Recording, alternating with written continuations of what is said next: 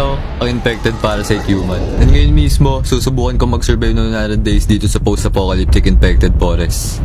At ito, ang abandonadong research lab. Dito nag-mutate itong parasite virus na to hanggang sa makalabas dito sa research lab na umantong sa pagkalat ng virus sa mga tao, hayop, hanggang sa masala lumala. Ang kada 10 araw starting from day 10, day 20, and so on, may parasite invasion na magaganap, blood moon, fog, at iba pa. Kaya mamaya maglalakas loob akong pasukin itong abandonadong lab para pigilan itong virus na to.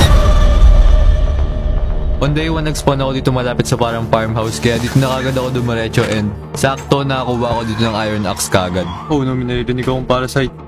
Oh no, nandun. So sinubukan kong labanan.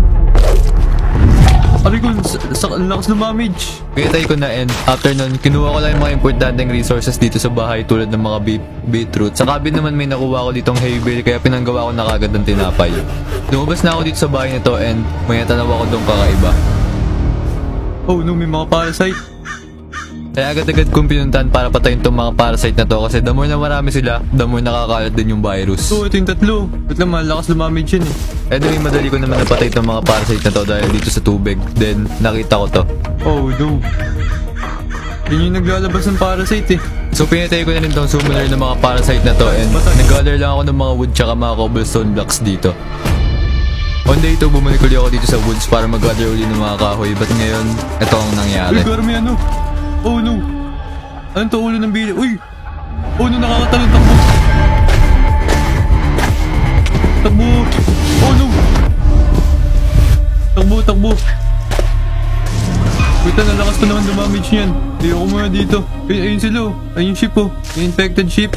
Oh no, may makaw din. Bumalik muna ulit ako dun sa bahay para kunin yung mga niluto kong iron dito. Then, gumawa ako ng iron helmet tsaka boots para paslangin yung mga parasite na nakita ko dito sa forest. Oh. Oh no. Yan, medyo 3 hit na ako. 4 heart na lang yung nababawa sa akin. Nice. Uy, garan to. Garan, gulat ako. Ito yung mga parasite.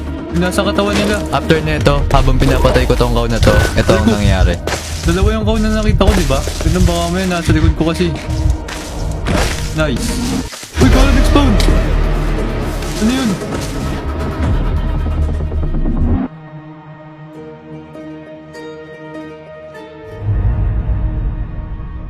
On day 3, pumunta ako dito sa cave para mag-gather lang ng mga ores tulad ng coal tsaka iron para gumawa ng iron longsword.